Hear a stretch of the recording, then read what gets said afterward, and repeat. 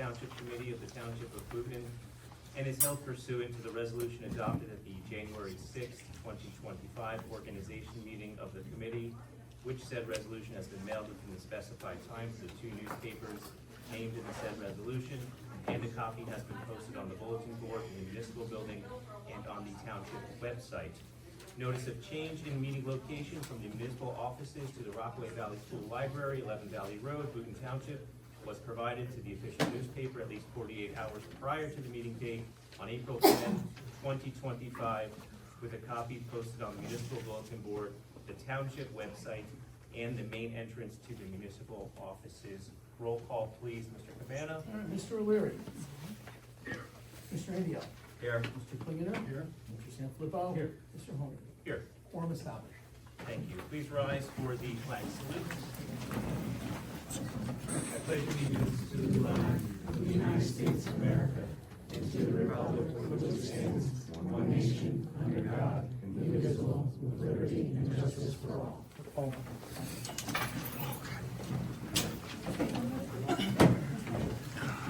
proud to say, as Mr. Donadio said, with the hard work by our CFO, Norman Eckstein, Finance Chair, Mr. Tom Donadio, Administrator Doug Cabana, and the other members of the Township Committee, the Township of Boonton is introducing the 2025 budget with no increase to the municipal tax rate for the 5th consecutive year.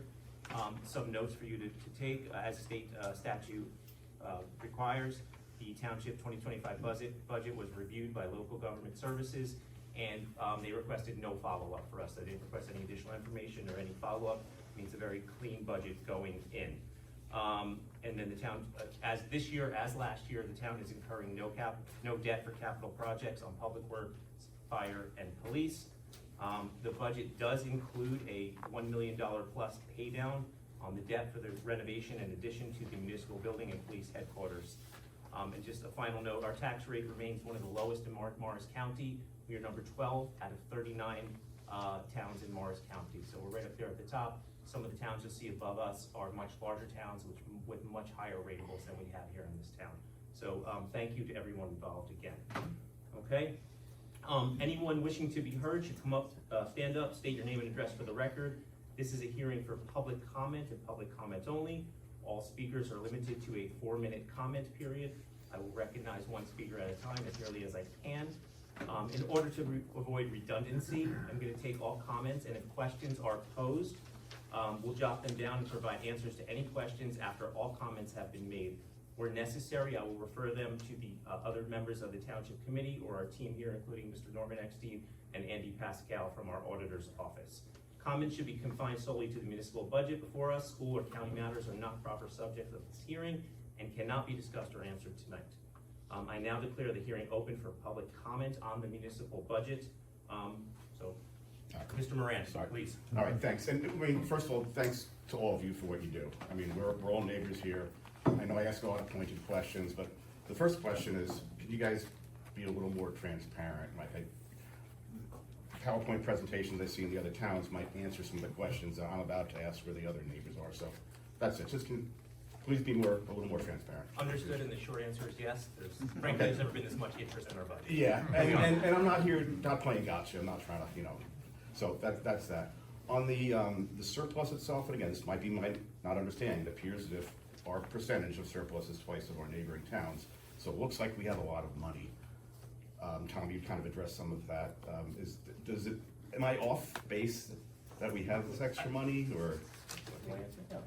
Yeah, I mean, it's healthy to maintain a surplus. I mean, we generally spend 70 to 80% of the surplus annually to keep our budget, in good shape, basically. I've been on the committee for 20 years now, and I've been through times where we had some issues where the surplus was not available to us. We actually did have to have some cutbacks a number of years ago in services and employment, which was a very difficult time at that point. So you never know what the future is going to bring. You really do want to keep your surplus available for the future, just in case you have a very large expense that's unanticipated, or if you have a very large reduction in revenues. So that's why we like to be very conservative and maintain that balance available to us. I did read through your questions as well, and I think the number you quoted is 1.3. Our surplus is more like 850 going into this year. So we're spending 76% of our surplus, Okay, which is historically what we've done. And I may have misinterpreted, I'm not an accountant, I'm a No, sales no, guy. listen, I'm not either, I have to talk to these people So about this. that's it, and again, I want to be cognizant of everyone's time. The other question I had was about the courthouse. I do recall reading that our bill that was bigger than our neighbors because we're going to have a bigger courthouse that could generate revenue.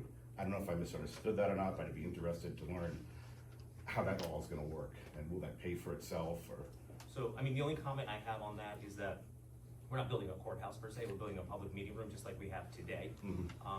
I don't see any additional expenditures for the court unless we're looking at possibly a metal detector, which I think is prudent to have anyway, just for township committee members, and we're building without a metal detector, so Yeah. you wanna call that an additional expense, perhaps? Well, I guess what I'm sorry, but I was referring, and could be my misunderstanding, that the courthouse can be extra big to get quick cases from other municipalities certainly and looking generate into- some revenue for We're that. certainly looking into having other towns bring cases to us. We're not anticipating a revenue on that right now. We haven't done those projections yet. All But right. we're not building the courthouse for that purpose. It's a public Okay, meeting room. all right, and that's it, I'm not trying to beat any dead horses. here, just Understood, wanted to and I throw it out appreciate there. your comments, I Thanks. do. Thanks. Thank you. Mayor, can I state, with Please. respect to the courtroom, I think it's also relevant that if you build a courtroom that's permitted and with the court standards, the one benefit of that is when you're doing this is some towns, when they go into shared services, because they don't have the court facility, they are always at the mercy of other towns. You know, the first year you get sort of a nice rate, but then you're no longer compliant, and you're gonna be shopping around, and it's a cost that becomes really difficult. And then you're also taking all your court services outside of your municipality, and you may have to go further than you ever wanted to. So to the question, sometimes it's hard to really quantify the cost, but I could just say, practically speaking, as the town attorney, you've been involved at times to watch other municipal courts have these shared services agreements. And once you leave, you can never really come back, because you'd have to do all this retrofitting to the building. So it's a nice thing to have as an asset, since you're already, doing the work. And to be compliant is a real positive, because you will never have to shop around, and at the very least, you can have some other towns maybe join. Thanks. Thanks for that comment. I have a question. Please I state your don't name know, and address to the record. Kathy Biamonte, 38 Farber Hill Road. It might, I don't know if this is budget related, but I've never seen a layout of the new municipal building. I have no idea if we're gonna have a library, if we're gonna, I know it's bigger, but is there can I go and look and see what the layout is? Is it somewhere? It's online. Go to It's the on the whole website. plan It is showed on the the website, okay. yes. Thank you. Thank you. Yes, Yeah, Terry Fixina, Two River Road. Just a question that, your attorney Fred brought up. Do we do shared services now for our municipal court? And who do we do them with? And how much, I'm assuming if it's not here in Boonton Township, how much does it cost us?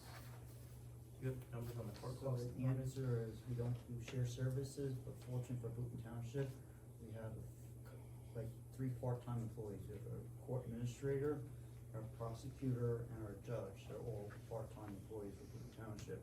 So we don't have any of those health benefits and stuff like that.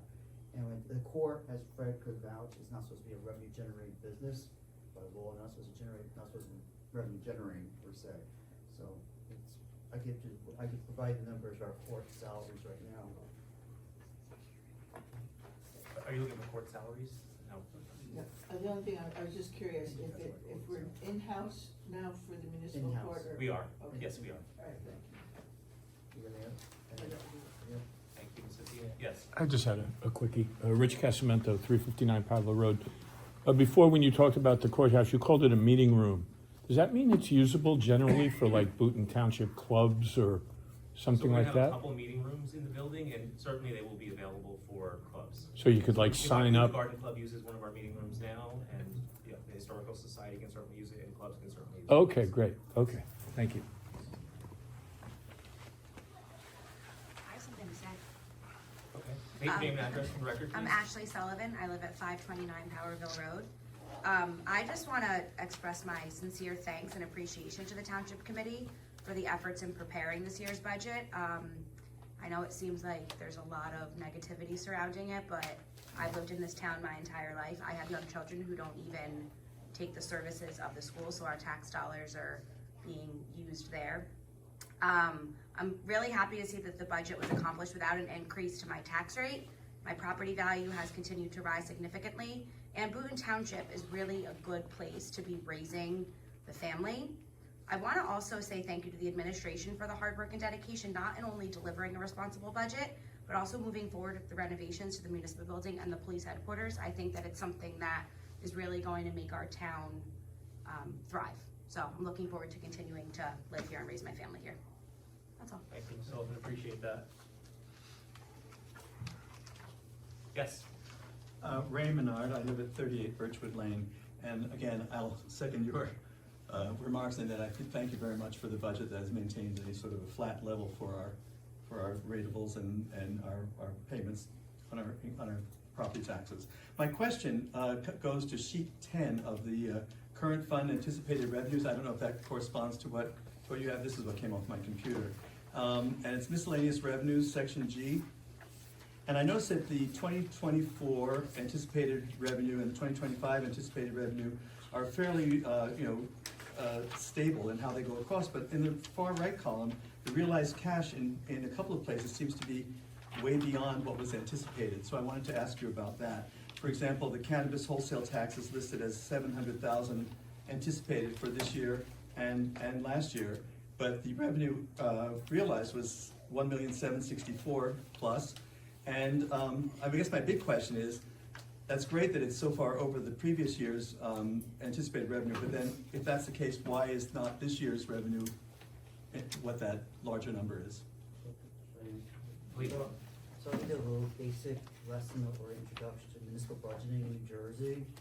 There's a few ways to generate surplus for towns, and one way to generate surplus is you take your anticipated revenues this year, and the excess goes into surplus. So yes, we could increase our anticipated revenues to $2.1 million. When the state reviewed our budget, yes, we could have done $2.1 million. But that means we have $1.2 million less of expected surplus for the following year to generate it, and also we fall short. It's a double-edged sword because we can't anticipate that much revenue for the following year's budget. So again, I think since 2001, Boonton Township has been fiscally responsible, always being conservative in balancing the budget. One source of revenue you don't see in the sheet G or other revenues is interest on investments. Andy Pascal, our auditor, could tell you that other towns anticipate interest on investments in the budget. For Boonton Township, we do not anticipate interest on investments. So it's a double-edged sword. By not anticipating that interest on investments, we cannot spend that money, quote unquote, but it's like gravy in the pot. So the first penny of interest goes into surplus for the following year. So when you prepare a budget, it's really like a 3-year process: the prior year, the current year, and the future year. So every budget could be balanced to satisfy anyone's needs. You could be short-sighted or long-sighted or far-sighted by the process. So hopefully that clarifies. So That does. So it's gone into the surplus, and I do understand what you're saying. So we just go, I just want also to mention to the rest that all our revenue sources are not or none of them are one-shot gimmicks. They're consistent revenue sources. Cable television franchise fees, to be honest with you, sir, we did not anticipate that revenue a few years ago, up to a few years ago, but then we decided, we want to keep certain services available. So what used to be an unanticipated revenue source became an anticipated revenue source for $16,000. Payments in lieu of pilot, that's Victoria News. Victoria News doesn't pay property taxes, that's assisted living in Boonton Township, and that's a guaranteed $187,000 we get from them. So that's like, the next one is off-duty police and due administrative fees. Another area, historically, we did not budget that number, but we still helping the budget out. We put $10,000 in, but we're still generating extra money there. Reserve for payment debt recreation trust, that's connected to payment of debt related to our fields. Cell tower rental, that's connected to Morris County's consistent revenue source. Field usage revenue, again, Mr. Cabana brings in a list of events at the fields. We could easily put $13,000 in that budget. We do not do that. Trust assessment fund balance, I don't think we wanna go over that county lesson today, any of us in the room today, I don't think so. Thank you. As you can tell, Norman knows this. Campus wholesale tax. No, never a question. The campus wholesale tax, 2001, if I came to CFO in 2001, it'd be nice to have that much campus wholesale tax back then, but now we have $1.7 million, extra $1 million, and the township committee has decided that they're gonna keep the tax rate flat, and as Mr. Donato and Mr. Honus mentioned, we're gonna fund capital projects with our own money on hand. Again, Fred and Andy could clearly tell you, very few communities could say that their debt has decreased over this year, and capital fund balance against their accounting exercise, I don't think is appropriate for tonight. Yeah, thank you, that was just, I was curious to see where, that million came from and went to, and you've answered the question, And so just thank like you. Bob, when you talk about transparency, other surrounding communities, maybe you should see how other surrounding communities balance their budget, not just a PowerPoint, but see this whole, are they being overly aggressive in balancing the budget? Yeah, maybe I'd like to add it, it's not, a trick, it's conservatism basically. We never wanna anticipate more than we might actually bring in, because of the future, if you don't actually bring in the anticipated revenue, then you have to short what we've already done, so it's, conservatism is probably the first word to come to mind, and not, it's not strictly to build the surplus, but that's how it does work, that's what Mhm. Thank you, So, thank you. Thank you, Mr. Winard. And I would just add, Mayor, this cannabis revenue is new to the state, and so you can't really go back on, can't just go back on past performance. It's not a guarantee, as we know, the laws are new, the market is new, and we've seen, this has been so far very stable, but it could, you wanna be prepared in the event it changes, to be conservative, only because you're in its infant stages, and this has worked out successfully, where a lot of communities have had a lot of volatility, where there's been closures or regulation issues and things like that, so I think that just lends to the conservatism. Understood, thank you very much. Thank you, Mr. Winard. Ellen Hardy, 24 Split Rock Road. I'm glad that you brought up the cannabis farm, and actually, I also want to start out by saying thank you for no tax increase, very happy about that. But I did want to understand how important the pot farm is to our tax base, because if you look at their stock price, it's very concerning. In 2021, the stock price for TerraSend was $15 a share. A month ago, it was 50 cents a share, and as of close of market today, it was 24 cents a share. So that's concerning. If it's a large part of our revenue, is that something that you guys are tracking, and what do we have as a backup plan if they go under? It's certainly part of our revenue. I'll let Norma speak to the actual numbers, but I have had meetings with TerraSend. I feel very comfortable in their stability right now. Even if they were to, they're not gonna flip a switch and walk out. And as you heard from all the members here, we're being very conservative with our budgeting. It's not like they're gonna flip a light switch and walk out the door. The cannabis industry, the recreational cannabis industry in New Jersey is pretty stable right now.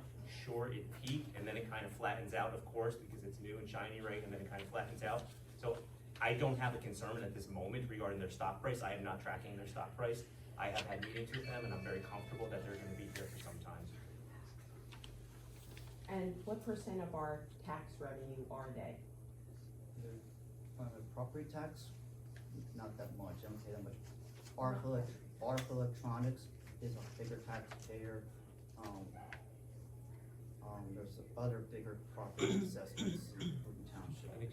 Retail tax. Are you talking about the wholesale tax or the property tax? He's talking about the property So tax. You may be talking about the wholesale tax. any incoming revenue that we get from them, how important is that to our overall budget? So, Oh, I wanna look at it, so we, as you can see, right, as mentioned by Mr. Menard, $1.7 million came in last year. And our total revenues, budget revenues were 10.4 million, so it's a share, but again, fortunately, just historically, during COVID, Boonton Township did very well. We weren't dependent upon user fees to balance the budget. Our major source of revenue is still property taxes, and property taxes are a stable source of revenue. And when we get a bond rating a few months from now, they're gonna see how stable our property taxes are, our values. Values have gone up, so property taxes are stable. We don't depend on state aid to balance the budget. So again, sitting down with the auditors and the attorney, we're being very conservative with our projections, and we're trying to aggressively pay down our debt too at the same time. So it's not as doom gloom as you might think it is if they close the doors tomorrow, as Mr. Owen says not, so. So- We survived without them, we'll survive without them again if we have to. So I just wanna make sure I'm understanding, so they're 1.7 million out of about 10 million. And Realized That's what we revenue, brought in, yeah, 1.7, that's what we relied upon. we're not, We brought it. But it's 17% of our revenue, 1.7. out of 10 roughly. Yeah, that's realized revenues, but it's- again, we could, like, further analyze, there could be more as well, more revenues in other areas, but budget revenues, yes. And it could be less next year, right? It's a moving number, Right. right? Okay, thank you. And Mayor, saying, I think about 6 months ago, someone from the public brought your concern up, and I went and took a look at everything, because they said, well, wonder what's going on here. And I think it's accurate, there's been some changes at their level. But when I went through everything and looked at it from a legal perspective, it still has great upside and value, because even if, and I'm not saying that there's something wrong at Harrison, but you're asking the what-if question. If something happened there, the benefit is this is an approved operational site that's been, it has the requisite water, electric compliance, where if it's not them, then it'll be somebody else, because I see so many sites sort of failing and not making it throughout the state. So you have sort of that as collateral, as I went through it, so. Thank you, it's a great point. And Mr. Simmer, you represent a lot of different towns too, but Yeah, we've seen a lot of towns sort of struggle with that, yeah. Anyone else wishing to be heard? Yes. Jennifer O'Neill, 72 Old Denville Road. I just have a question on sheet 9, unappropriated 10-602, 15,906.24, page 30, under miscellaneous revenue. The Clean Communities unappropriated. I was just curious why it was unappropriated, and if you're going to appropriate it in the coming year. I know it's a great program. I was on the green team. Barbara Shepherd worked with some people that made sure we were using those funds in the town, and I'm not gonna, I could read what the program is, people can look it up, but that's my question. okay, so we're unappropriated is not my term, it's not Boonton Township's term, it's a state term, it's an accounting term. Right. So again, municipal budgeting exercise tonight, we adopt the budget tonight in April, we get Clean Communities funds in May or June. The way to spend that money this year will require what's called a chapter 159 budget amendment. We get money, it comes in May or June this year, but it sits on my balance sheet at year end. If it sits on my balance sheet year end, it's called unappropriated, and then that money goes into the budget the following year. So assuming we get money this year, you'll see the term unappropriated again, but for a different amount of money. So it doesn't mean the money was not utilized last year? We That's have what prior it year's meant money. to me. We have prior year's money we used last year. We have Okay. an 18-month time frame to use Okay. money. As you know, there's Clean Community Guidelines Right. for litter pickup, enforcement, graffiti. Education. Education, Yes. right. Okay. So again, so more of an accounting terminology with unappropriated versus. Got it. Thank you. Right. Scary Thank word. you. Yeah, it's a Yes, scary it word. is a scary word. Anyone else? Yes. Hi, I'm Debbie Terlizzi, 15 Hillcrest Road, I'm sorry, Debbie, spell your last name again? Terlizzi. Thank you. And I'd just like to say that, I don't want interest in, the budget, which is unusual, as was stated earlier by Doug, is a negative thing. I think it's a very positive thing, that the more of us that come out to learn and ask for clarification is only going to make us stronger. And so I wanted to state that tonight, and I am, again, very appreciative of this meeting tonight. I've learned a lot, and it makes me want to come more, and I wish more people would come and feel the same way. So the more of us that get involved only makes us stronger. It's not a negative, it's a positive. And thank you, guys. Thank you. Okay, there being no one else wishing to be heard, we're going to go ahead and close this portion of the meeting to the public, and I will ask for a motion to adjourn. I'll make that motion. Second? All in favor? Aye.